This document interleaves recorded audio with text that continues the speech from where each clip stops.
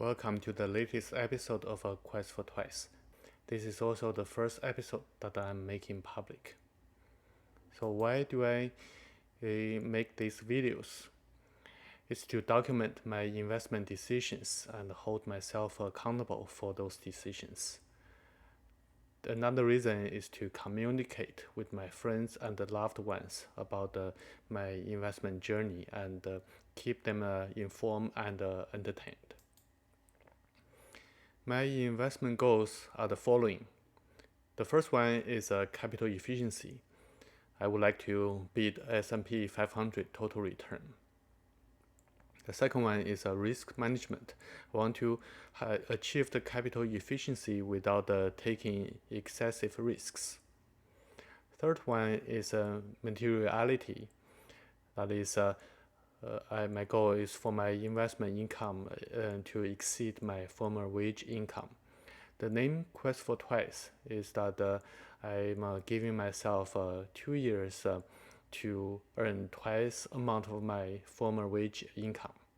As later on the video will show that I have achieved that result within a year. This slide shows my investment journey. Before last year, I also invested in the stock market. However, last year was the first time that I made investment in significant amount that's measured in number of months or years of my wage income. This graph shows the S&P 500 index in 2020 and 2021. The up arrows were the purchases I made, measured in number of years of my salary. The down arrows were the sales I did. So I made two significant purchases at the end of February and March during the market sell-off. Then pull some of that money out at the end of April and end of May. Starting at the end of August, I started to make purchases again, including almost 1 year of my salary invested at the end of August. So together, I invested about 3.5 years of my salary in 2020. At the end of 2020, my portfolio became a little over 4.5 years of my salary. That's a 35% return in 2020. And at the end of March 2021, my portfolio became about 6 times. That's a 30% return in first quarter of 2021. So this graph shows my portfolio performance against my benchmark S&P 500. The thick green line was my portfolio performance in the last 12 months, plotted against that thin gray line of S&P 500. At the bottom, that table shows the performance of my portfolio against the index for each month in the last 12-month period. So at the beginning, I made the purchase in S&P 500 ETF. So my performance was more about identical as the index performance. I started to buy individual stocks in last August and onwards. As a result, my portfolio performance deviated from the index performance. I underperformed in September and October, but had a dramatic overperformance in November. And then I overperformed again in February. So at the end of March, my portfolio is about 6 times of my former salary. And this slide shows my portfolio compositions. And this 3x3 matrix is organized in the investment by valuation style versus size of the company. So the valuation styles are value, core, or growth, and size are large, medium, and small. For example, Facebook, Google, Amazon, etc., they are considered a large growth company. So I have about 11% of my portfolio in large core companies. That's mostly in Berkshire Hathaway. I have about 23% of my investment in oil and gas midstream companies. That's in Energy Transfer 16% and Kinder Morgan 7%. Rest of my portfolio was in small companies. 15% is in Ingredient, that's a small value company which produces food ingredients. And 41% of my investment was in a small core company, mostly in Atkore, and 4% in Method Electronics. And 9% of my investment was in a small growth company. It's called IEC Electronics. At the end of March, I'm almost fully invested with only about 1% of my portfolio is cash. As a student of the stock market, you may have heard that the stock market is very efficient. So is it the case? My conclusion is that the stock market is efficient most of the time, but not always. However, there are many professional players like mutual funds and hedge funds. They try to exploit the market inefficiencies.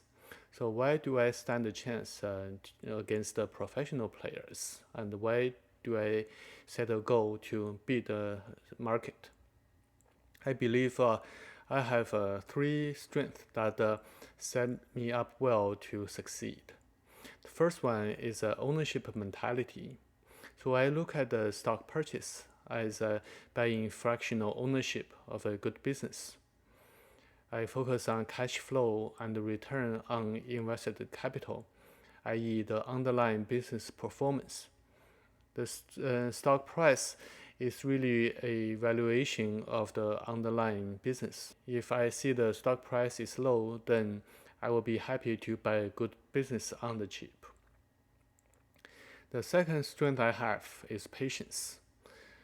Because I'm focusing on owning a good business, so I'm not driven by short-term stock performance.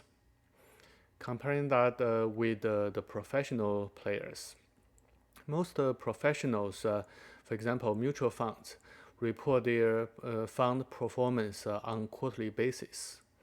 If they underperform one quarter, then they will be under pressure from the investors. If they underperform for multiple quarters, then many investors will lose patience and start to pull fund out of the mutual funds. As a result, the professionals are very driven to keep up and beat the market on short-term basis. As a result, they look for short-term catalysts during investing. Even if they see a company that's undervalued, they may not invest in that company if they don't see a short-term catalyst that will cause the price to change. Because they may buy a good business on the cheap, but the business may stay cheap, and they don't have results to show to their investors. On the other hand, I'm patient, so I'm not too worried about the short-term stock performance. Third one is emotion. I stay calm during market extreme emotional swings. I'm greedy during market panic and fearful during market euphoria.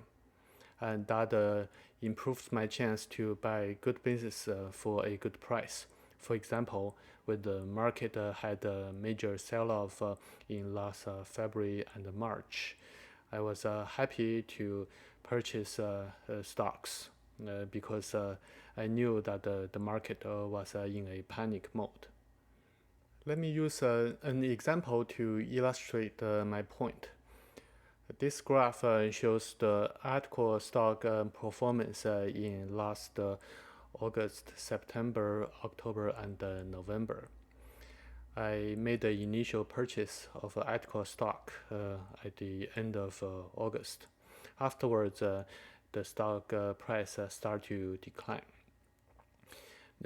The decline went on for about 2 months, and compared to my entry point, it declined about 25%. So because I was looking to buy a good business, I believe it was a good business when the stock price was at $29. I was undervalued. So when the stock had a sell-off in October, I bought more. When it had an even bigger sell-off at the end of October, I bought even more. So as a result, my average cost of the 3 purchases were about $25, and I invested about 8 months of my former salary. At that price, the enterprise value over EBITDA was less than 7. I could say that it's extremely cheap.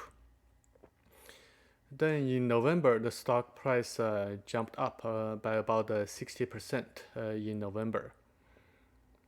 That's because of the vaccine news in November from Pfizer and Moderna, and also Atkore reported its earning on November the 19th, and it had another stock price jump as a result of its outstanding earning release.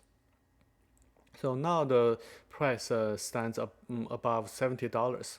Compared to my average price of $25, the price almost tripled. Its enterprise value over EBITDA is about 9, and it's, in my opinion, it's still undervalued. So my key takeaway is that the market was irrational. For an undervalued company, as in Atkore, it suffered a significant price decline for no good reason, because its Q4 earning was on the same trajectory as its guidance in Q3. There was really no change to its fundamental business.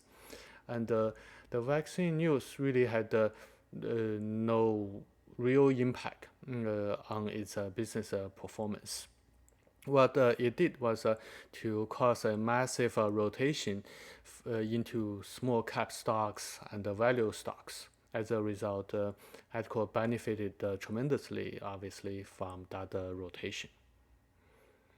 So because I was looking to buy a good business with a good price, so I was not worried with the market sell-off.